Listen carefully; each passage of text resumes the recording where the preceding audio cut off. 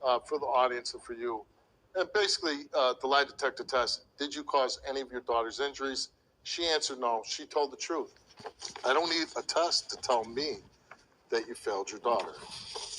I don't need a test to tell me that when it came to your own daughter who's fighting for life, that you're a coward.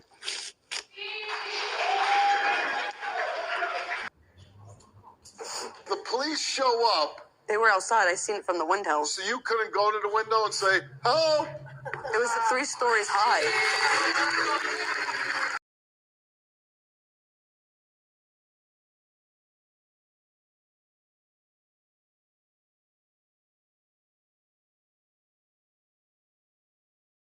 You're not in this situation. You don't understand. No, I wouldn't allow to be in your situation. I wouldn't allow anybody to hurt my children. You think I allowed it? That is my sister that you allowed to get. I did not allow for her to. Yes, you think did. I wanted this to happen? Are you kidding me? September 7th. You went back. Yes, you didn't know what the things that happened in between them. He was there to help you. I called. And Children Youth was at my house the same day that happened. Same day with Black and Blues and didn't ask her nothing. So it's their fault. No, it's not their fault. Whose fault is it? Mine. 1 in 3 American women experiences domestic violence or stalking at some point in her life. And the CDC reports that 15 million children are abused every year. 15 million. So actually, I was in very good company. Back to my question. Why did I stay? The answer is easy. I didn't know he was abusing me. Even though he held those loaded guns to my head, pushed me downstairs, threatened to kill our dog, pulled the key out of the car ignition as I drove down the highway, poured coffee grinds on my head as I dressed for a job interview. I never once thought of myself as a battered wife. Instead, I was a very strong woman in love with a deeply troubled man, and I was the only person on earth who could help Connor face his demons. The other question everybody asks is, why doesn't she just leave? Why didn't I walk out? I could have left any time. To me, this is the saddest and most painful question that people ask, because we victims know something you usually don't. It's incredibly dangerous to leave an abuser, because the final step in the domestic violence pattern is kill her. Over 70% of domestic violence murders happen after the victim has ended the relationship, after she's gotten out, because then the abuser has nothing left to lose. Other outcomes include long-term stalking, even after the abuser remarries, denial of financial resources, and manipulation of the family court system to terrify the victim and her children, who are regularly forced by family court judges to spend unsupervised time with the man who beat their mother. And still we ask, why doesn't she just leave? I knew stuff was going on in there. I seen bruises on my daughter and granddaughter. I tried to get my daughter to leave, and he wouldn't let her leave. Oh, I went to his house. And? They wouldn't let me in. He wouldn't let me in to see her. And what did you do? I said I wanted to see my granddaughter. And what happened? They shut the door in my face, and I called the cops. And what happened? Not really much. Your daughter was being abused by a man who came into the relationship as a domestic abuser, and then you see your daughter with a black eye, and you didn't call the police. Not that time. But you called the police because he wouldn't let us see your granddaughter. Mm-hmm. I called the cops and Children in Youth, and Children in Youth didn't want to do anything to help me. I would have told you myself that I was the last person on earth who would stay with a man who beats me. But in fact, I was a very typical victim because of my age. I was 22.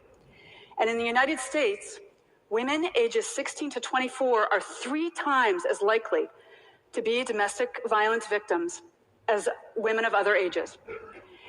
And over 500 women and girls this age are killed every year by abusive partners, boyfriends and husbands in the United States. I was also a very typical victim because I knew nothing about domestic violence, its warning signs or its patterns.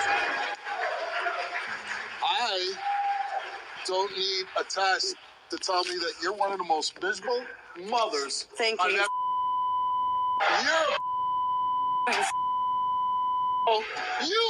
look at the fight in her.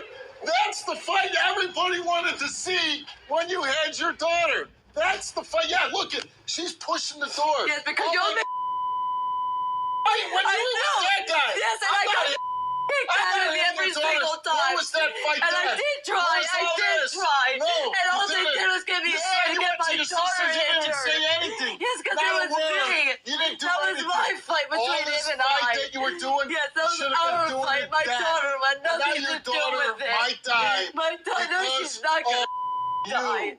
No, it's I not hope because you of crawl me. into a hole. Okay, thank you. And you just go away forever. And I Thank hope you. you'll never get your daughter again.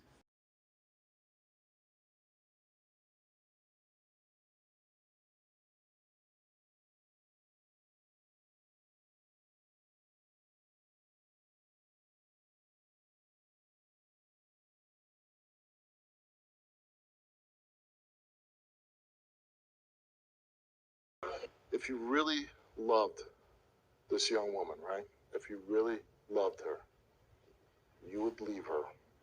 No, because I can do better for her. And when she sees that I can do better, How can you once do she better? sees that I proved How? myself, I know all the drama and the How stuff are you going to do better for go home, her? get a job, start putting my hands on her, and start communicating with her more. That's the problem we have. We have communication problems. Just slapping her gums.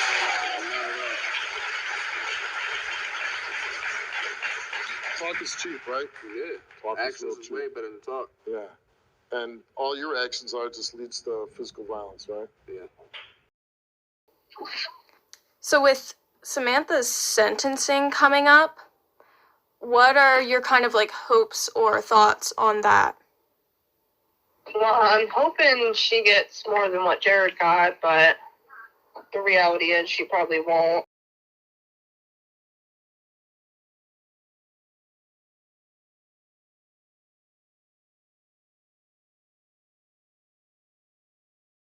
When she told her story, what were your first thoughts? I didn't believe anything she said. You didn't? No, I did not. She was trying to. I get there's domestic violence, but when your child is involved, that don't matter anymore. Like, that is your child. You are supposed to protect her. She can't protect herself, and there's no excuse.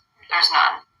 And she was trying to make excuses and lies to cover up what she knew was going on the whole time, and she did nothing. She had so many chances for help, and she took none of them. So, did you have any contact with either Jared or his mother, like, after the incident? No. Christy reached out to me on a message, and I told her to please never contact me again because I have nothing to say to her. Then I blocked her. Jared, no.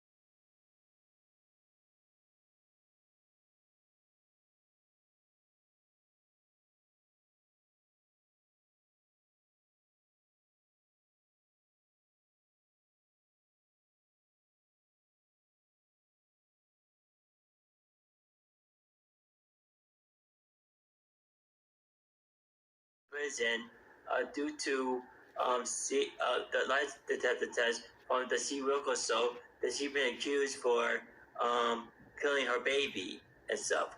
So anyway, I'm actually going to do a blessing tarot reading to give her a good start in her life. So anyway, for the powers of the blessing God, Samantha Delcamp, you deserve a blessing reading for me. So anyway, let's see what the 3-card reading says, shall we? Okay, our first card for blessing reading is Strength. This card means that Samantha Delcamp is going to gain courage, strength, and courageousness in her life. Our second card for blessing reading is the Two of Pentacles. This card means that Samantha Delcamp is going to be very flexible in her life. And the last card for reading, or blessing reading, is the Sun. This card means that Samantha Delcamp is going to be very happy in her life. So anyway, those are the 3 cards for a blessing reading. Our 3 cards again is Strength, the Two of Pentacles, and last but not least, the Sun. So anyway, I hope you enjoyed this blessing reading. So anyway, this is your home with Bob Homes and our peace.